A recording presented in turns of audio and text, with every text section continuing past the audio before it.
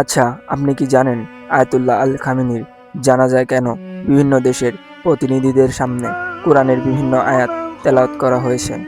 এর মাধ্যমে গোটা মুসলিম বিশ্বকে ইরান কি জানাতে চেয়েছে? আয়াতুল্লাহ আল খামেনির জানাজায় শুধু শোকের মধ্যে সীমাবদ্ধ ছিল না, বিশ্বের বিভিন্ন দেশের প্রতিনিধিদের সামনে ভিন্ন ভিন্ন কোরআনের আয়াত তেলাওয়াত করা হয়। বাংলাদেশি প্রতিনিধি দলের সামনে পবিত্র কোরআন থেকে সূরা আল আজহাবের 23 নম্বর আয়াত তেলাওয়াত করা হয়। এই আয়াতে আল্লাহ তাআলা বলেন, মুমিনদের মধ্যে এমন কিছু লোক আছে যারা আল্লাহর সঙ্গে অঙ্গীকার সত্যভাবে পূরণ করেছে। তাদের কেউ শাহাদাত বরণ করেছে, কেউ অপেক্ষা করছে। তারা তাদের অঙ্গীকারের কোনো পরিবর্তন আনেনি।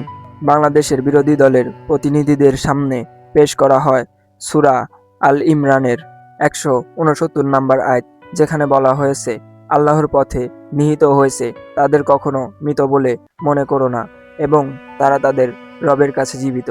একইভাবে পাকিস্তানি প্রতিনিধি দলের সামনে তেলাওয়াত করা হয় সূরা আল ইসরাইলের 80 নম্বর আয়াত, যার অর্থ, আরো বলুন, হে আমার রব, আমাকে সত্যতার সঙ্গে প্রবেশ করান এবং সত্যতার সঙ্গে বের করুন, আর আপনার পক্ষ হতে আমাকে দান করুন সহায়ক ক্ষমতা। এছাড়াও আফগানিস্তানের প্রতিনিধি দলের সামনে তিলাওয়াত করা হয় সূরা আল ফাত্তের 1-2 নম্বর আয়াত, যেখানে বলা হয়েছে, নিশ্চয়ই আমি আপনাকে দিয়েছি এক সুস্পষ্ট বিজয়, যাতে আল্লাহ তাআলা পূর্ববর্তী এবং পরবর্তী গুনাহ ক্ষমা করেন, আপনার প্রতি তার নিয়ামত পূর্ণ করেন এবং আপনাকে সরল পথ প্রদর্শন করেন। তবে সবথেকে আলোচনার জন্ম দেয় সৌদি আরবের প্রতিনিধি দলের সামনে তিলাওয়াত করা আয়াতটি। সৌদি আরবের প্রতিনিধি দলের সামনে তিলাওয়াত করা হয় সূরা আল ইমরানের 13 নম্বর আয়াত, যেখানে আল্লাহ তাআলা বলেন, তোমাদের জন্য অবশ্যই নিদর্শন আছে সেই দুইটি দল সৈন্যের মধ্যে যারা একে অপরের বিরুদ্ধে দাঁড়িয়েছিল। এক দল আল্লাহ তাআলার পথে যুদ্ধ করেছিল এবং অপর দলটি ছিল কাফির। কাফিররা মুসলমানদের প্রকাশ্য চোখে দ্বিগুণ দেখেছিল, আর আল্লাহ যাকে ইচ্ছা নিজ দ্বারা সাহায্য করে শক্তিশালী করেন।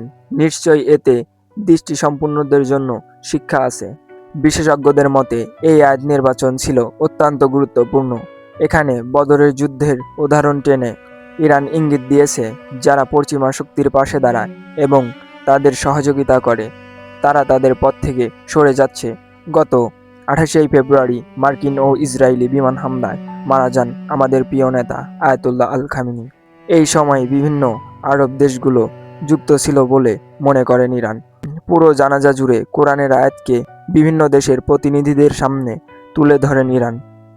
এই আয়াতের মাধ্যমে ইরান কঠিন হুঁশিয়ারি দেয়, মহান আল্লাহ ছাড়া যারা পশ্চিমা শক্তির কাছে মাথা নত করেছে এবং তাদের সহযোগিতা করে, আল্লাহ তাআলা তাদের নিজ হাতে বিচার করবেন।